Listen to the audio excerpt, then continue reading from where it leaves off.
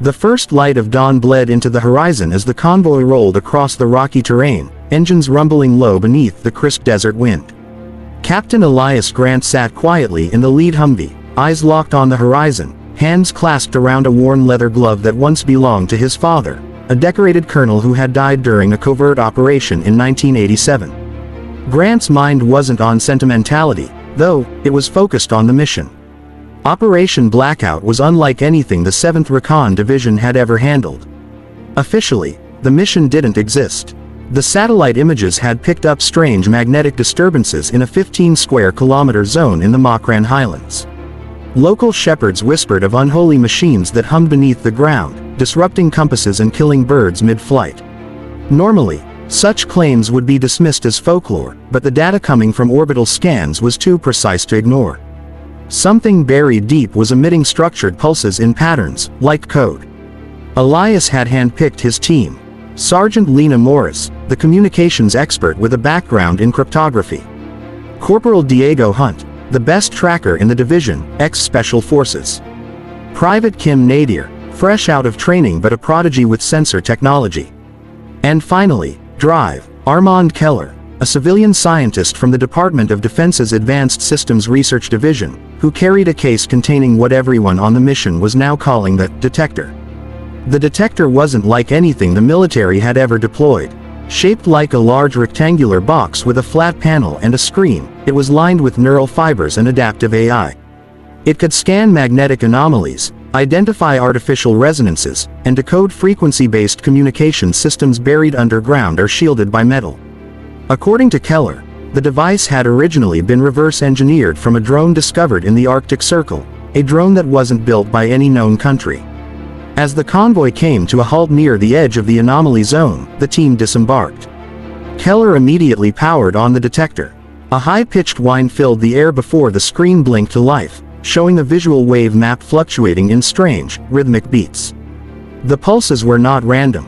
They resembled heartbeat patterns, but with encrypted spacings. Keller murmured to himself, "This is not geological. This is deliberate." Elias scanned the jagged landscape around them. Dust devils whipped across the rocky plains, and the sun now climbed higher, casting long shadows. Hunt, perimeter check. Lena, get me a connection to base, even if it's static. Nadir, stay with Keller and help him with the readings. They moved with precision, each step practiced and silent. Diego Hunt vanished over the nearest rise with a scoped rifle. Lena knelt beside the Humvee, assembling the satellite comms dish. Nadir crouched next to Keller, watching as the detector's map zoomed in on what appeared to be a subterranean grid, a honeycomb network about 70 meters beneath their boots. An hour passed, then another. Hunt returned, sweat on his brow but his eyes calm. "No hostiles, but I found something." He handed Elias a photograph taken with his helmet cam. It showed a metal plate, half buried under stone, etched with symbols none of them recognized. Not Arabic, not Farsi, not Cyrillic. Keller studied it closely, eyebrows raised. These are the same symbols etched into the side panels of the detector's housing. "I think we're dealing with the same builders." "Builders?" Elias asked. Keller nodded. "We found partial remains of this language inscribed into the drone from the Arctic. We couldn't translate it, we assumed it was lost code. But now, this suggests there are more artifacts. Possibly a base." Elias didn't like the sound of that. Bases meant installations. Installations meant potential defenses. "Are we walking into a trap?" he asked. "I don't think so," Keller said. "I think we're walking into history." By mid-afternoon, the detector began emitting a soft, harmonic tone. "It's reacting to something underground," Nadir said. "The frequency is getting denser. We're over something big." They marked the coordinates and began digging. A few meters down, they hit solid metal. It was smooth, cold, unyielding. They cleared the surface area, revealing a circular hatch sealed by a rotating mechanism. No lock, no hinges, just a palm-sized indentation in the center. Keller looked at Elias, then placed his hand over it. Nothing happened. Nadir tried. Then Lena. Nothing. Finally, Elias, almost out of instinct, pressed his glove-covered hand against the center. The metal glowed faintly, then clicked. The hatch unsealed with a hiss. Below was a ladder descending into darkness. Lena secured a line, I'll go first. They descended one by one, flashlights cutting through the black. The air grew colder. The walls weren't stone, they were synthetic. Smooth panels etched with luminescent veins that pulsed with faint blue light. As they reached the bottom, the tunnel opened into a vast chamber, unlike anything they'd seen. The room stretched at least 100 meters across. Giant pylons stood in circles, each one humming with internal energy.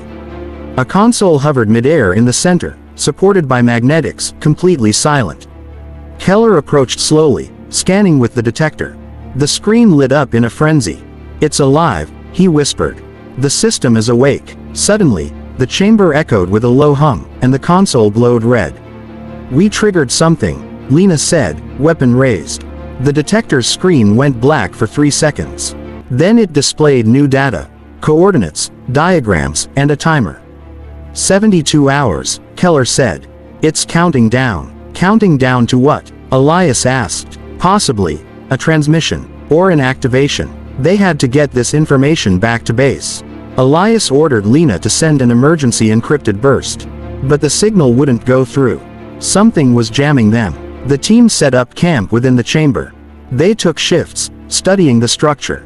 At midnight, one of the pylons lit up and began projecting a hologram, a 3-dimensional map of the globe, highlighting multiple zones marked in the same unknown language.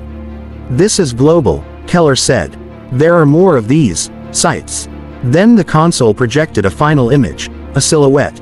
Humanoid. Tall. Not quite human. By the following morning, the tension in the chamber was thick. No one spoke unnecessarily. Even Hunt, usually the most relaxed among them, kept his rifle close and eyes scanning the room constantly. The projected map continued rotating slowly above the console, cycling through distant locations. Keller had begun cross-referencing the coordinates with known military, research, and geological sites.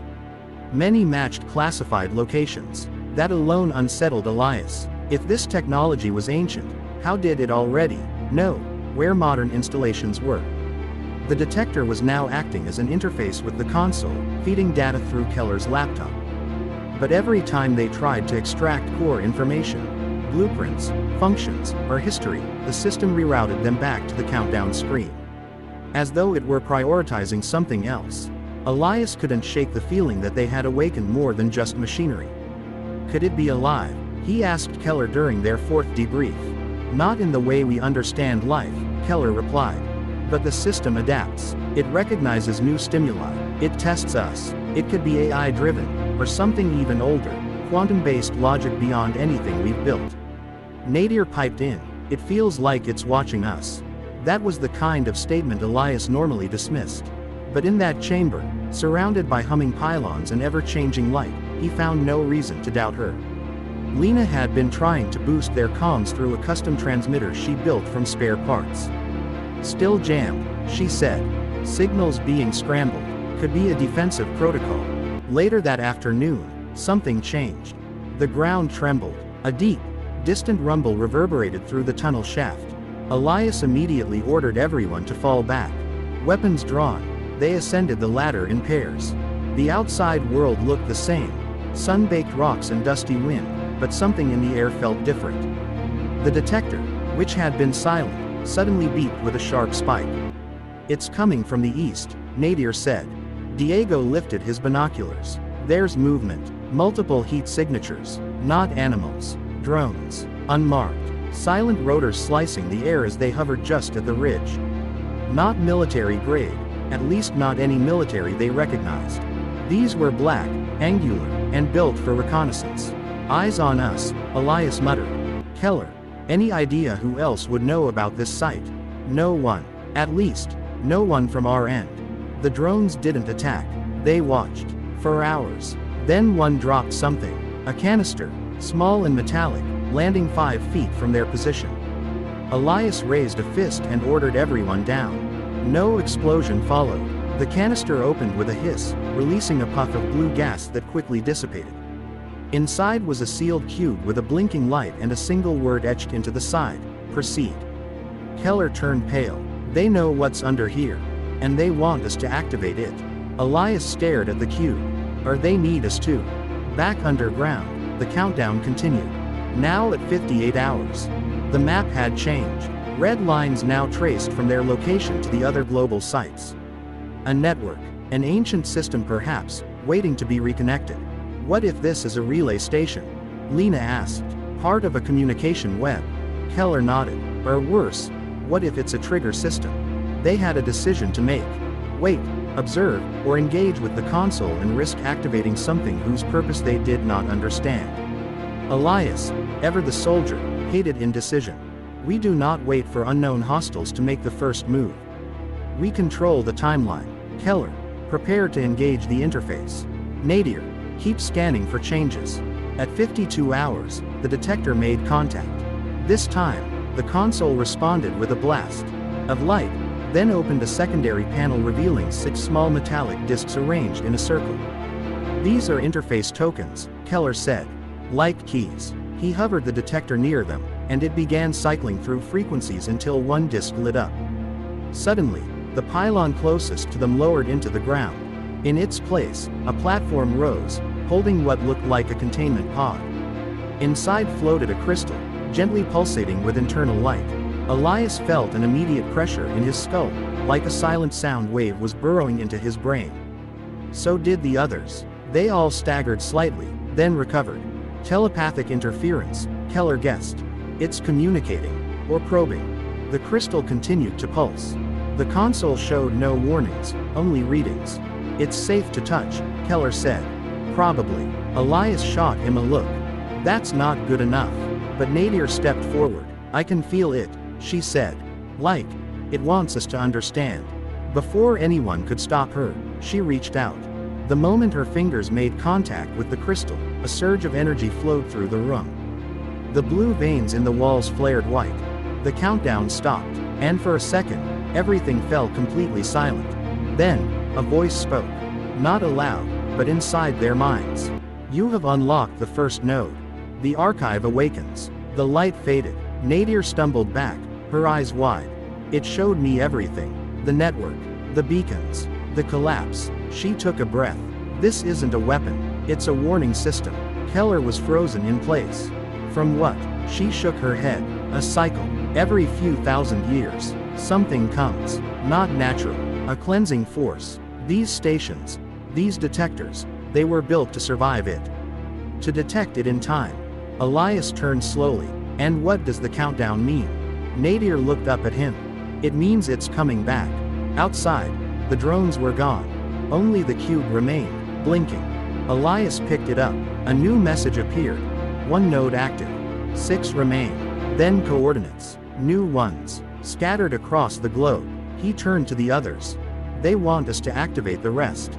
Keller's expression was unreadable. Or they need us to complete the network so they can find us again. Elias stared at the rising sun. Whatever they had uncovered was beyond any war or mission he had known. But the war it was warning them about was coming. And they were the only ones who could stop it. They didn't sleep that night. The desert cold crept into their bones as the team huddled around a portable heater inside the chamber. No one spoke about what they had seen, not in detail. Nadir sat in silence, scribbling symbols from memory onto a notepad. Her hands shook slightly, not from fear, but from the residual tremor of something too vast to process. Keller examined the crystal again, now inert. It's not just data storage, he murmured. It's a neural seed. When she touched it, it fused with her synaptic pattern. This whole chamber is built to interact with biological intelligence. It chose her. Elias sat apart from them, staring at the cube they'd recovered from the drone. Its coordinates pointed toward the Himalayas. Another node, another activation site. He didn't like the idea of being led, especially not by unknown forces using psychological triggers. But deep down, he knew that turning away wasn't an option.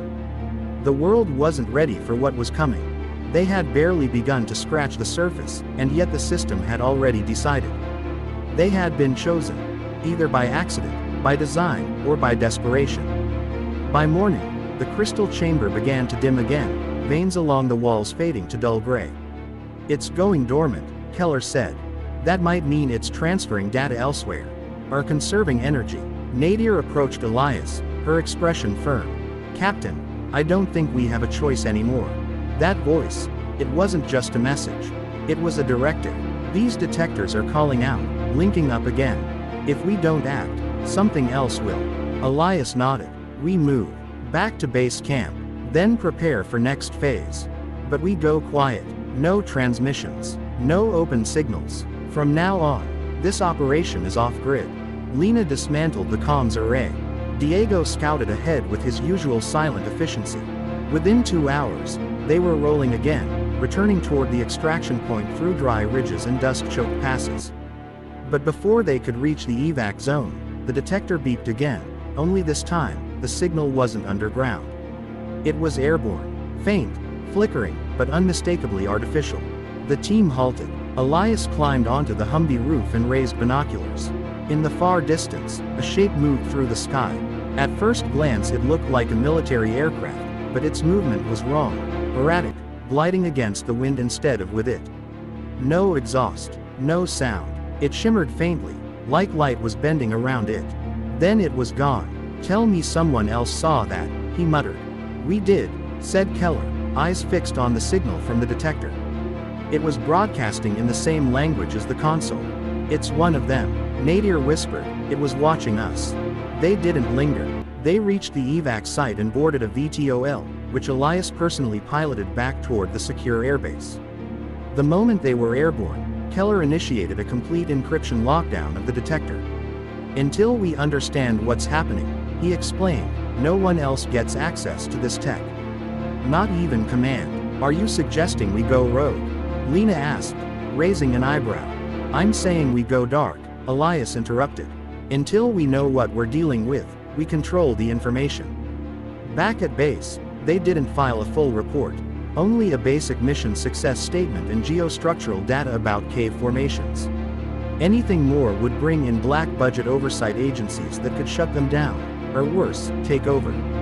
Elias trusted few, and no one outside this team. 3 days later, the second set of coordinates was analyzed. The Himalayas, near the Indo-Tibetan border, where military movement was already heavily monitored. Getting in undetected would be difficult, but not impossible. Lena began arranging new identities. Nadir and Keller worked on refining the detector's range and expanding its linguistic decoder. Diego studied satellite paths, patrol schedules, and smuggler routes. Within a week, they had a plan. Their approach into the mountains was brutal. Thin air, narrow passes, frozen gorges. They had to abandon vehicles and proceed on foot. The detector's signal grew stronger the deeper they climbed. At one point, Nadir collapsed from exhaustion, and they were forced to make camp on a cliff shelf, wind screaming through the peaks.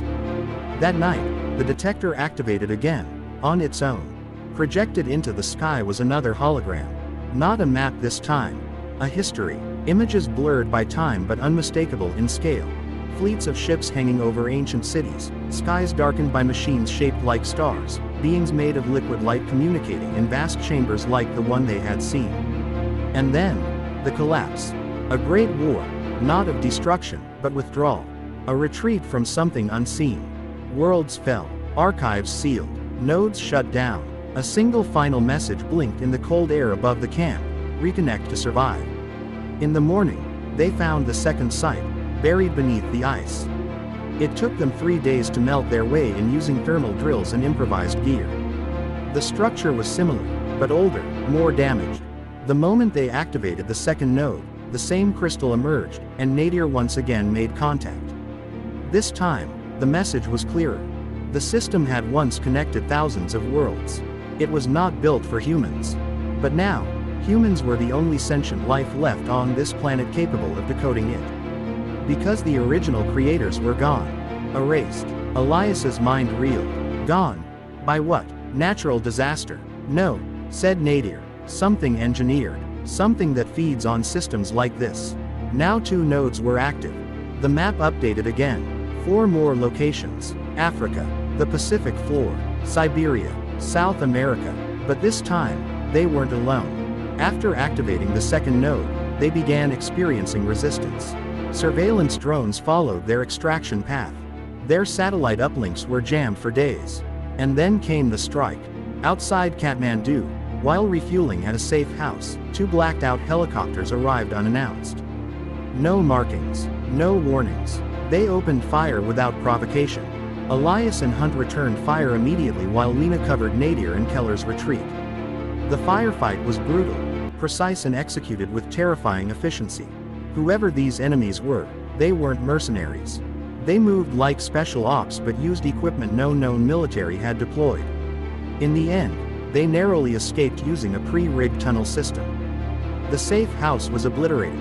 They knew where we'd be, Elias growled. Somebody's tracking the signal. Back at their fallback location, they examined the wreckage from the helicopters. One of the soldiers wore a data module in his armor. When cracked open, it revealed code in the same language as the detector. They're not just trying to stop us, Keller said grimly.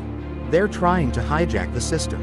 Nadir stared at the cracked module and said, they're not human. At least, not entirely. These are remnants, reclaimed bodies, hosts. They've been here longer than we have. Diego muttered, how do we fight something that's already inside us? Elias finally realized the full truth. This was not a race to discover. It was a race to outpace an ancient infiltration. And they were already late. But they still had the detector. Still had the crystal key. Still had 4 more nodes. And time was running out. They moved fast after Kathmandu. Elias kept their circles tight. No external contacts, no digital trace. Only burner phones and handwritten maps. The detector, once a tool, had become their lifeline. With 2 nodes active, it now projected real-time fluctuations in global magnetic anomalies, disturbances that Keller believed were linked to whatever force had eradicated the previous civilization. The next site lay deep within the Congo Basin, a sweltering, hostile terrain filled with warlords, disease, and secrets buried beneath centuries of jungle overgrowth. They inserted through an old French missionary airstrip, bribed their way past militia checkpoints, and hired a guide known only as Zuba. No questions, no fear, just a machete and unmatched instinct for the land. Zuba led them into the green labyrinth with uncanny precision. You're not the first to come looking, he said. But you might be the first to come back. After 4 days of trekking, they reached it. Not a chamber this time, but a monolith. Erupting from the jungle floor like an ancient tooth, obsidian black and twice the height of any tree around it. The detector pulsed rapidly the moment they came near, and then something new happened. It unlocked a door. Right in the middle of the monolith, a seam split with a hiss. A descending staircase appeared, spiral and seamless, as though the stone itself had rearranged. No dust, no decay, as if it had been waiting. Inside, the air was warm, dense, and smelled faintly of ozone. The walls shimmered with embedded circuitry, and every step triggered faint luminescence. At the bottom, they found a chamber similar in design to the previous ones, but this time, there was no crystal. Only a mirror, perfect, infinite, and alive. It shimmered with their reflections, except Nadir's. Her image was delayed, just by a second, mimicking rather than reflecting. It's scanning me, she said quietly. Looking for something. Suddenly, her reflection reached forward. The chamber exploded with light. Everyone staggered. Keller shouted that the detector had spiked, surging with energy unlike anything they'd seen. Then the light collapsed into the mirror again, and standing on the other side was not a reflection, but a figure. It looked like Nadir, but older. Scarred, eyes hollow with knowledge that had no right existing. It spoke a single word, hurry, and vanished. The mirror shattered. At its center was a pod, like the crystal holders before, but this time, a hollow receptacle. Keller stepped forward. It's not giving us another key. It's asking for one. We need to connect the detector to it directly. Elias gave the nod. The moment Keller linked it, a shockwave knocked them to the floor. Outside, the ground trembled. Birds scattered. Trees shook as if something enormous had stirred beneath the jungle floor. Then silence. And then a new voice filled their heads. A chorus. Not one, but many. Layered voices from another time. You are the third. The echo is closing. The enemy has found your world. 4 more remain. When all are active, the path will reveal. Delay is extinction. They barely made it out. By the time they reached their fallback camp, black aircraft were circling again, this time dropping ground units. These soldiers moved faster, reacted quicker. One of them took 3 rounds to the chest and didn't fall. It wasn't until Diego emptied an entire magazine into its head that it finally dropped. "Not human," he muttered. "Definitely not." The body disintegrated within minutes, leaving behind an oily residue and a humming fragment of synthetic bone. Elias stared down at it. "They're sending infiltrators. Testing our defenses." Keller was already analyzing the fragment. "This isn't just advanced biotech. It's adaptive, which means they know we're activating the system. And they're trying to stop it before the network fully wakes up." With 3 nodes active, the detector's map grew even more complex. Subterranean energy patterns lit up like arteries across the planet. One path pulsed brighter than the others, beneath the Pacific Ocean. "A trench. No way we get to that without deep-sea gear," Lena said. "We won't need to," Keller replied. "There's a mobile substation on a retired Russian research vessel off the coast of Guam. If we can commandeer it, we can descend undetected." It took favors, bribes, and risky timing, but within a week they were aboard the Kolchuga, a rusting oceanic dinosaur still armed with classified sonar and deep-sea pods. They renamed it Ghost Signal and set course for the trench. As they descended, pressure mounted. Not just physically, but mentally. All of them felt it, the weight of something ancient watching from the dark. When they reached the trench, the detector activated on its own. The seabed cracked open like a door, revealing a glowing spiral chute.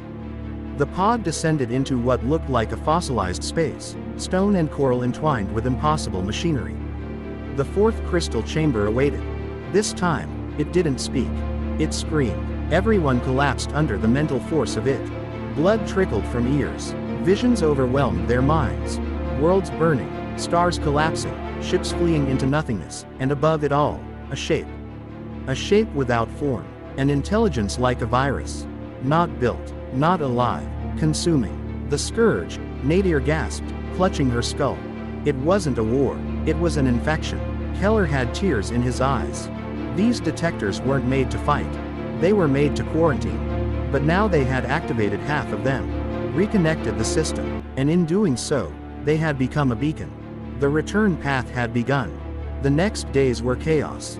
An agency calling itself AUREX intercepted their return to land. Not military, not corporate, something else. They offered help, then demanded control, then revealed they'd been monitoring the detectors for years, believing they were myth. When Elias refused to turn over the detector, they launched an attack. But this time, Nadir was ready. The detector pulsed with a new rhythm. With 4 crystals synced, it had become more than a translator. It was a weapon, or a firewall. She activated it, and AUREX's communications crashed. Their drones shut down midair. Their rifles jammed. The team escaped through chaos. But Elias knew things had changed. The network was awake. Enemies were no longer hiding. The final 3 nodes would not be recovered without full conflict. But they had a head start. And allies they hadn't met yet. Because in the final image projected by the 4th node, deep within the trench, was a beacon. Still active, still pulsing, and it wasn't on Earth. It was in orbit, a satellite, waiting, and it bore the same symbol as the detector. The next phase was no longer about activation. It was about revelation, and war. The satellite was not of human origin. That fact became undeniable the moment they intercepted its pulse, a frequency older than any terrestrial record, transmitting bursts of energy patterned like language but encoded in gravitational shifts. Not just data, but memory, coordinates, protocol. It was broadcasting in real time, using Earth's magnetic poles as conduits. Keller called it a brain stem, the last living neuron of a dead civilization. To reach it, they needed launch clearance.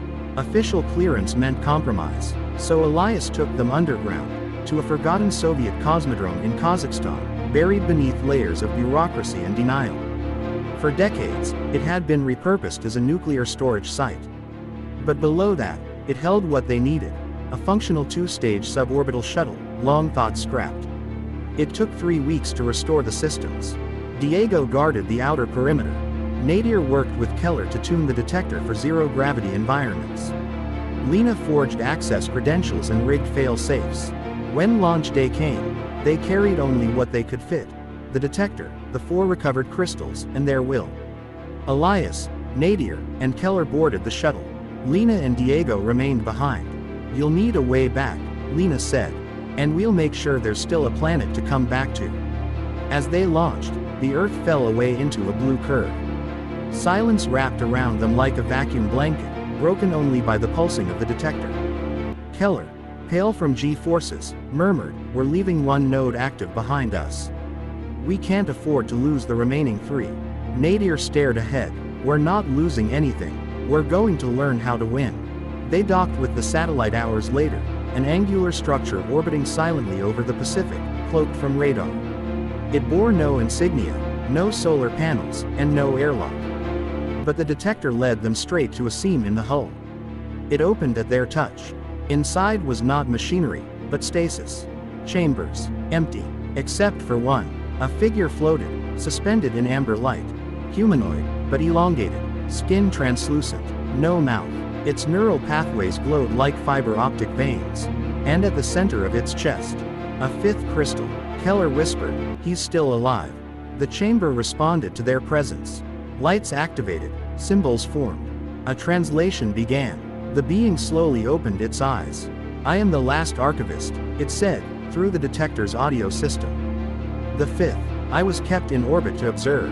You are not who we built for. But you are who remains." Elias stepped forward. "We need to stop what's coming." "You have already begun," the archivist said. "The enemy cannot be destroyed. Only contained. We failed to quarantine them. You have reactivated the sequence. The firewall must be rebuilt. You must complete the chain." "The last 3 nodes?" Nadir asked. The archivist nodded. "2 are on this world. The last is not." "What do you mean, not?" "It was moved. To keep it safe. It lies beyond your moon. On a silent rock drifting toward the outer system. We built it in exile." Elias frowned. "We don't have the means to get there." "You will," the archivist replied. "Once the others are active, the gate will reopen. The chain will complete, and then the scourge will find you." Keller paled. "That doesn't sound like a victory." "It is not," the archivist said. "It is a final trial." The satellite began to shake. Something had found them. From orbit, they saw it, black darts rising from Earth's surface. Interceptors, human-built, but piloted by the corrupted. AUREX had found them. Elias shouted, "We have to go now." Nadir grabbed the 5th crystal and fused it to the detector. A surge of light blinded them. The shuttle ejected. The satellite self-destructed. A silent pulse spread into the stars. They plummeted back toward Earth, flames licking the hull, the detector vibrating with unbearable heat. They survived re-entry. Barely. Lena and Diego were waiting at the landing site. "We saw the sky light up," Lena said. "We figured that was either a signal or a funeral." "Both," Elias said. Now 5 nodes were active. The map reconfigured. One signal glowed beneath the Siberian tundra. Another under the ruins of Teotihuacan, Mexico. And the final node, a pulsing red spark, drifting far beyond Mars. But they had a new ally now. The archivist's memory crystal, uploaded into the detector. It spoke rarely, only when asked. Nadir asked it, "Why us? Why Earth?" The archivist answered, "Because your species has a flaw. One the enemy cannot imitate. You defy logic. You resist inevitability. You fight even when you cannot win." In Siberia, they descended into a frozen city older than recorded history. Inside, they found the 6th node buried in ice, guarded by automatons that activated the moment they entered. One reached for Elias and stopped, scanned his body, then stepped aside. "Access granted," it said. The chamber activated. No message, only power.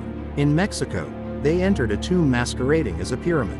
Inside, they found murals depicting the sky gods. But they weren't gods. They were archivists, teaching, warning, fleeing. The final image showed Earth surrounded by darkness. They activated the 7th node. The ground quaked, and the stars blinked. In the sky above Mexico, a hole opened. Not an explosion, a gate. The final node, drifting in space, had received their signal. And it was coming. But so was the scourge. Across the planet, systems began to fail. Cities blacked out. Drones fell from the sky. Satellites blinked off. And in the darkness, came the shapes. Not ships. Forms. Made of data, light, memory, hate. Keller called it a digital predator. an entity that consumed information, systems, and eventually matter. They had hours before it reached Earth in full. Elias made the call. We activate the final node, even if it costs everything. They boarded the only vessel fast enough to reach the outer system, a prototype interceptor from AUREX that Lena had stolen during the chaos in Mexico. Keller reprogrammed its course. Diego armed it with nuclear cores. The final mission was simple: reach the drifting station, activate the 8th crystal, complete the chain, and pray the firewall holds. Elias, Nadir, and Keller made the journey. It took 9 days, time they did not have. Earth was already burning. The Scourge had begun digitizing entire cities, turning human minds into data strings, devouring memories. At the edge of the solar system, they found it, a lonely station on an asteroid wrapped in artificial atmosphere. Inside, dormant systems waited. The detector flared, the 8th crystal rose, and with it, a final message.